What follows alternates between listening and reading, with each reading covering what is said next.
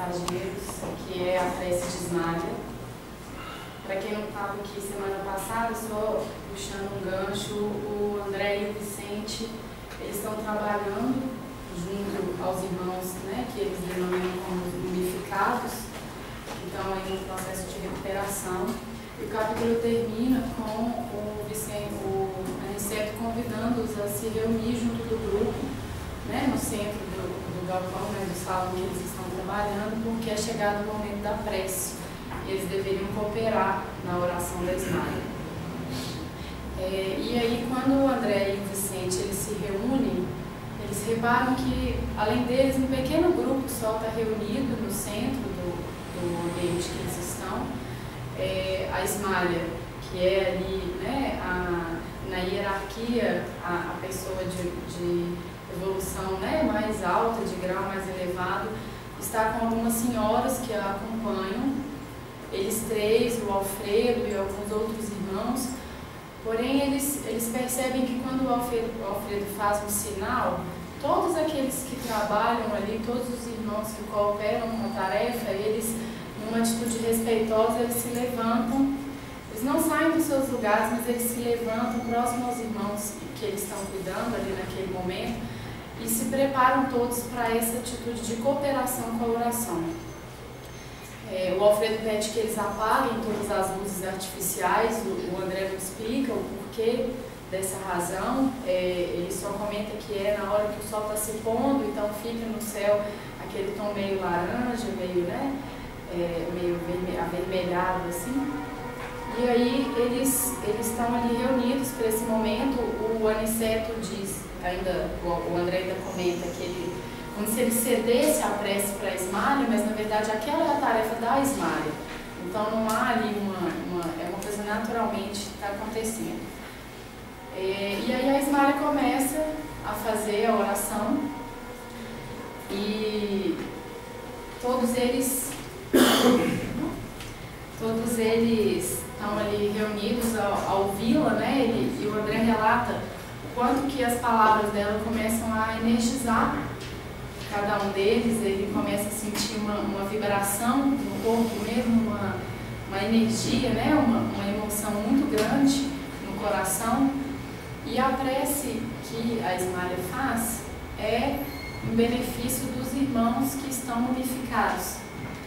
Então, o tempo inteiro que ela tá rezando é uma prece, um pedido mesmo de auxílio, de socorro, um pedido de cuidado de Deus, né? Para que Deus auxilie aqueles irmãos que estão ali naquela situação. E o André relata que à medida que isso vai acontecendo, que ela vai falando, eles vão se energizando com as palavras dela e vão eles mesmos se recebendo, né, ali, pode passar para mim, Lili, recebendo ali a energia do que ela está falando.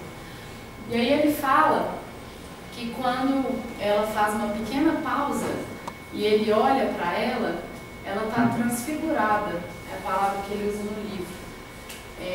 Ela está com uma luz diamante, ele diz, saindo, né, do peito dela e vibrando e aumentando ao redor dela, à medida que ela vai, né, fazendo a oração, que aquela luz vai se expandindo. E ele fica impressionado e fica também muito emocionado de ver tamanha vibração, tamanha pureza da luz que emana nela naquele momento. E ele repara os outros irmãos e começa a ver que existe uma hierarquia de cor. Ele começa a ver que ela tem uma luz que ele chama de diamante, e aí ele olha para as senhorinhas que estão acompanhando ela, elas estão com uma luz azul, e ele olha para o Alfredo, e o Alfredo tem uma luz meio lilás. Ele olha para o Aniceto é lilás, o Alfredo é verde, e ele vai olhando cada um dos cooperadores que estão ali ao redor e vai vendo essa hierarquia da energia, da luz que sai de cada um deles. Não só a tonalidade da cor, mas também a vibração da cor. A Ismália, por ser para quem não sabe, não está acompanhando o livro, ela é a companheira do Alfredo e ela não reside, né, ali no posto de socorro onde eles estão fazendo a tarefa. Ela é de um plano mais elevado e que por ser companheiro do alfredo, ela vem de tempos em tempos ficar com ele um pouco, auxiliar nas tarefas, estar ali com ele. Então ele tem essa hierarquia e eu acho muito legal que nessa hora ele repara que ele e o Vicente, por mais que estejam no início ali do aprendizado da vibração e da tarefa de socorro, eles também têm uma luz, que ele fala que é uma vibração fraca, mas que é uma vibração que começa a aparecer, a se exteriorizar. Enquanto que quando ele olha para os outros irmãos que estão ali também, que não estão reunidos, mas que estão em pé do lado daqueles que eles chamam de unificados, eles não têm uma vibração luminosa, é uma energia mais opaca. E em momento nenhum ele coloca isso como uma competição, mas ele fica genuinamente feliz por saber assim, que é o passo que ele já deu, por reconhecer que a vibração faz efeito nele, que tudo que ele faz, tudo que ele aprende ali, né, no nosso lar, agora no posto de socorro, começa a se exteriorizar mesmo, a fazer daquilo. E aí ele começa a fazer uma reflexão, e o Aniceto faz junto com ele, quando ele diz que os outros irmãos estão com uma cor mais opaca, eles falam assim, como acontece na esfera carnal. Então, enquanto estamos aqui, as nossas vibrações, eu entendi dessa forma, são naturalmente mais opacas do que quando estamos nos planos, né, elevados, quando nos liberamos do corpo físico, mas ainda assim estamos cada um com uma luminosidade interior que corresponde ao caminho que já percorremos, ao que já trazemos conosco, à bagagem que temos, né, ao todo o conhecimento que já adquirimos.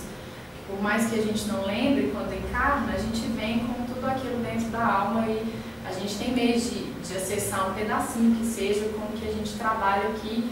Todos nós viemos aqui, todos nós buscamos a espiritualidade, o autoconhecimento, e eu acredito que à medida que a gente vai mergulhando cada vez mais nisso, a gente começa também, cada um tem a sua luz. E é o degrau que a gente está. Não é uma ambição, vamos dizer assim, positiva, que a luz vá, né, caminhando aí na hierarquia para chegar até nós magos, mas é um caminho. Então é um conforto também saber que existe isso, essa hierarquia que deve ser percorrida, porque eu acho que ela dá um norte, assim, a gente fica mais orientado.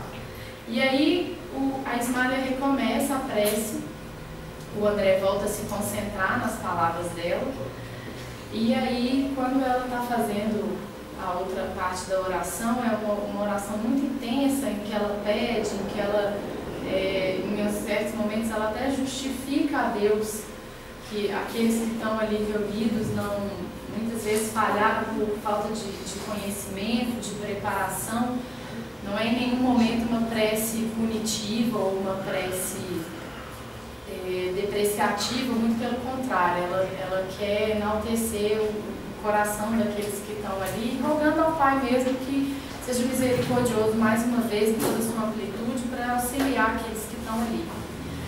E aí o André continua escutando, e quando ela faz uma nova prece, ele relata então que ele estava muito emocionado, o coração dele estava sentindo toda aquela vibração da oração, e quando ele para um pouquinho, ele fala, eu preciso ver essa energia toda fluindo, e ele observa novamente, e ele vê flocos de luz caírem sobre todos eles. Mas apenas, como eles falam ali no texto, sobre os que estavam fazendo a oração. Os flocos, e aí a leitura que eu faço é a resposta à oração que eles todos estavam fazendo, que vem do Pai, que vem do alto, eles estavam caindo ali sobre todos os que oravam, eles não caíram sobre os que estavam mumificados, sobre os irmãos, né, que dormiam. E ele relata que ao cair neles, os flocos instantaneamente desapareciam, mas que saía de cada um deles a projeção desses flocos. Então ele chama no livro de bolhas coloridas e luminosas, e elas saíam deles na mesma hierarquia de cor que existia no início, quando ele observou cada um se enchendo daquela energia, se refazendo, né, se recompondo, se energizando mesmo, para depois poder transferir aquilo para os irmãos que ali estavam, que ali precisavam. E ele fala que, por exemplo, as da esmalha, as bolhas que saíam delas, na mesma luminosidade brilhante, né, vamos dizer assim, eram muito rápidas, eram muito grandes, era uma quantidade muito grande, um volume muito grande, e elas atingiam muitos irmãos de uma vez só. E isso gradativamente ia se reduzindo. As outras irmãs emitiam as bolhas azuis numa velocidade um pouco menor que a da esmalha, atingindo uma quantidade menor de pessoas. E gradativamente cada um ia oferecendo aquilo que podia, aquilo que tinha condição. A Lena já falou isso para a gente várias vezes, a gente só pode dar o que a gente tem. Então, foi uma visualização que eu acho muito clara, assim, muito bonita da gente refletir, né? Assim, a bolha saindo, você absorve a energia, aquele recurso que você pediu, que te é ofertado. E o livro ainda ressalta que o recurso era o mesmo, ele chegava em quantidade igual para todo mundo. Só que a capacidade de absorção de cada um e de repasse, né, de repasse daquilo para os irmãos necessitados é que variava de acordo com a evolução de cada um. E aí né, eu reforcei aquela frase de caindo com a mesma abundância sobre todos, porque eu acho que isso é importante da gente ter em mente também, né? O que o Pai oferece, que Deus oferece, é igual para todo mundo. Né? É a nossa disposição, é a nossa abertura, é a nossa entrega em receber aquilo que está sendo oferecido, que começa a nos distanciar, vamos dizer assim, nesse grau de hierarquia uns dos outros. Mas o que não quer dizer também que somos diferentes, pelo contrário, estamos todos com as mesmas oportunidades, cada um vai abraçando aquilo que dá conta em cada momento, sobe o degrau da escada que consegue naquela vida, naquele plano.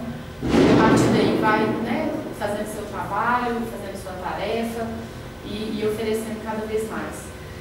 E aí tem só uma representação, uma imagem que eu achei legal sobre como que vai da gente para os outros. E eu queria convidar vocês então a ouvir a prece da esmalha. Eu fiz um formato um pouquinho diferente dessa vez, eu gravei para a gente poder apagar as luzes e fazer como eles fizeram. Tem uma orientação que ele ensina no livro, que eu achei muito legal. Deixa eu coloquei na aula errada, peraí que eu vou passar para vocês.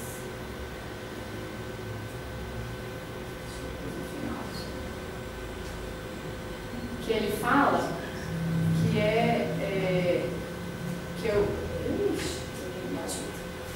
que ele fala que é o seguinte: quando a esmalha começa a fazer a prece, o Aniceto tinha orientado ao André e ao Vicente que eles repetissem mentalmente a prece que estava sendo feita.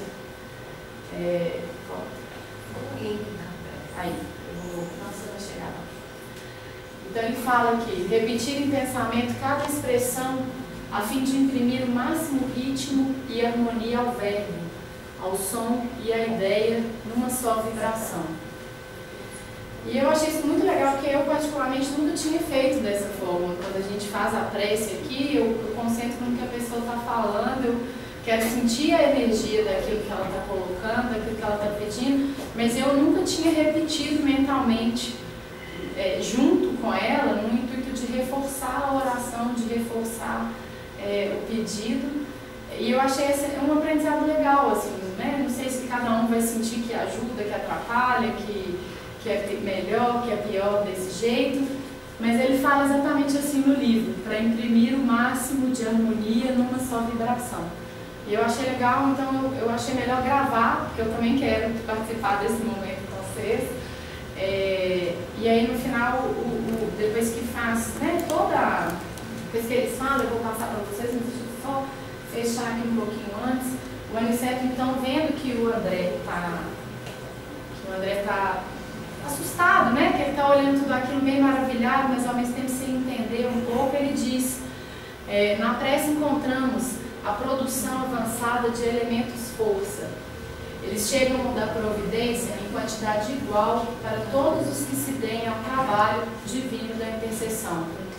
Mas cada espírito tem uma capacidade diferente para receber. Então, é aquilo que eu já disse, né?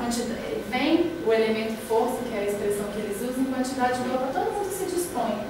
Não só a receber, como a interceder pelo outro, a pedir pelo outro.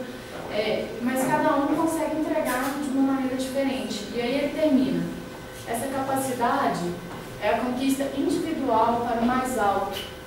É como se Deus, e como Deus socorre o homem pelo homem e atende a alma pela alma, cada um de nós poderá auxiliar os semelhantes e colaborar com o Senhor com as qualidades de elevação já conquistadas na vida.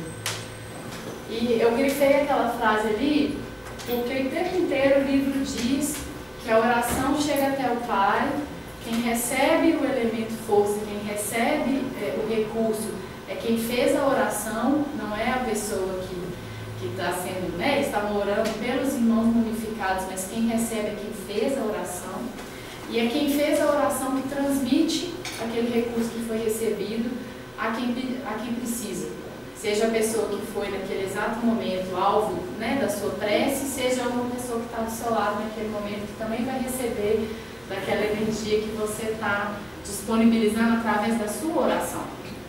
Então, assim, a gente aqui é socorrido pelo homem, enquanto homens, enquanto encarnados, e as nossas almas são socorridas pelas almas. Acho que, para mim, pelo menos, que participo da reunião de sexta-feira, fica muito nítido ver isso, assim, nós socorremos as almas pelas almas, com as almas, e os homens pelos homens. Então, eu vou convidar vocês a escutar a oração. Hoje a gente tem vários pedidos, a Helena já falou alguns, a Lena, que fez uma cirurgia pequena hoje cedo, o marido da Andréia Monteiro fez uma do mesmo estilo também hoje, está se recuperando, está bem. Eu, que quis vir mesmo assim, mas estou de repouso em casa. Pela Dalva também. Pela Dalva, mãe do Cláudio e da Lúcila, né? Então, assim, é uma oração que dura 6 minutos, vou acabar rapidinho. E eu convido vocês a concentrar nas palavras, eu que gravei, gente, então assim, né, não é uma gravação espetacular, mas vamos concentrar no conteúdo, a repetir como foi a oração, quem quiser fazer essa experiência, quem não quiser, é só ouvir. E como é uma oração que pede pelo outro, eu vou convidar vocês a fazer esse exercício, a essa nossa prece desse momento ser pelo outro. Ser para quem precisa, para alguém que eu conheço, para as pessoas que foram mencionadas aqui, para os aniversariantes da semana. Então, vamos ouvir. Vou pedir para vocês apagarem só a luz branca, para a gente ficar mais imerso na mensagem.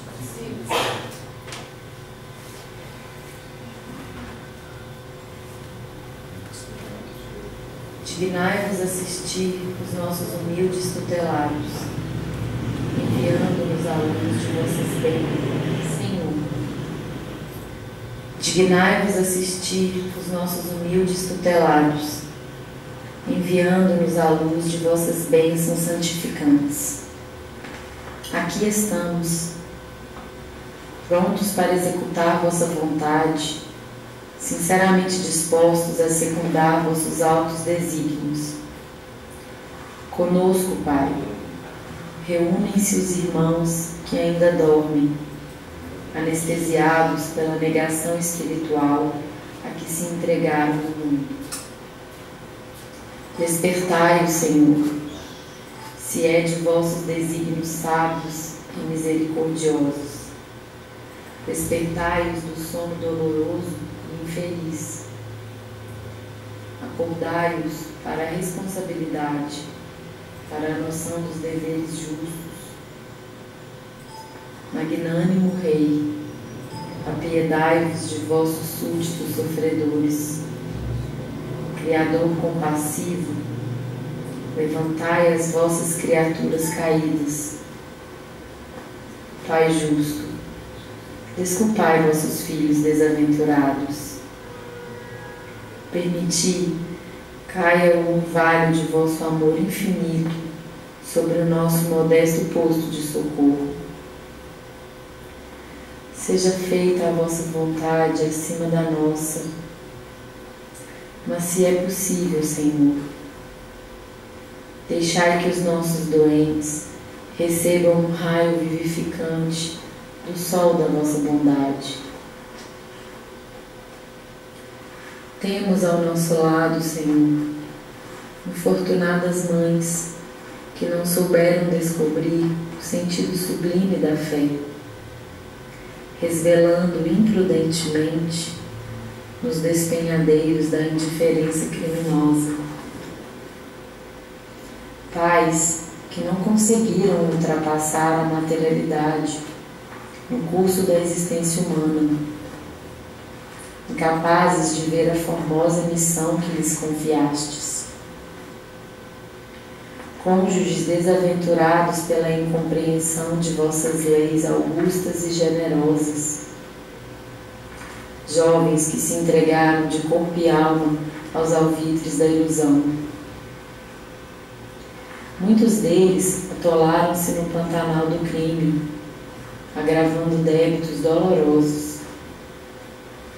Agora dormem, Pai, à espera de vossos desígnios santos.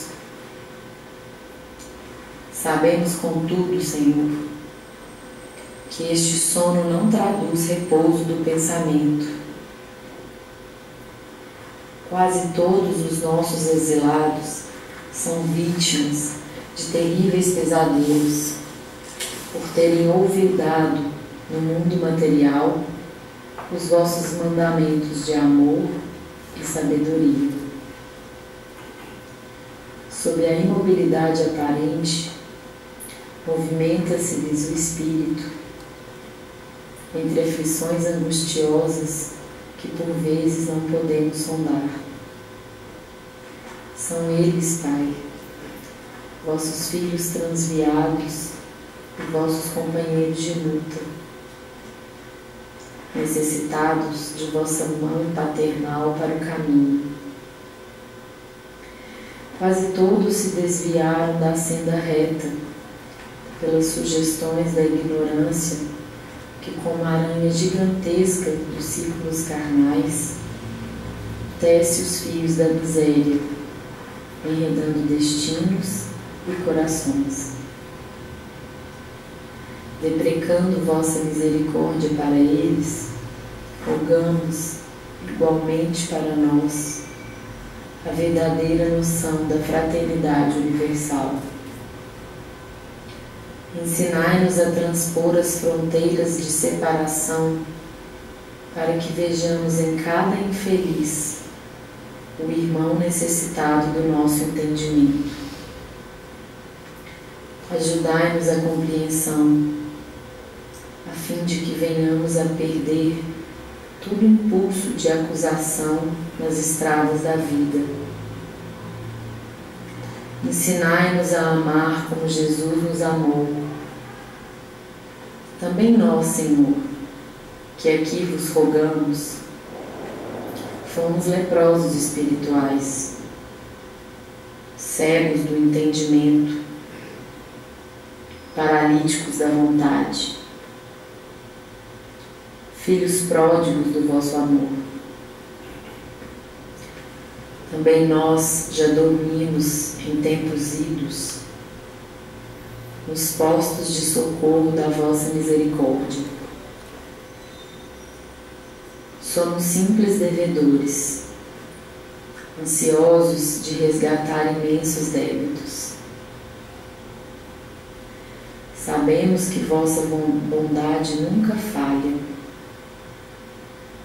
e esperamos confiantes a bênção da vida e da luz. Que assim seja. Amém. É isso. Alguém quer falar alguma coisa? Lindo, maravilhoso. É uma oração muito bonita. Quem não tiver lido o capítulo antes, eu aconselho a ler de novo, porque eu mesmo li várias vezes antes de vir passar para vocês. E é isso que eu quero deixar, é a mensagem, né? Que cada um dá aquilo que tem quanto mais a gente quer oferecer para o outro, mais a gente tem que conseguir para a gente mesmo antes.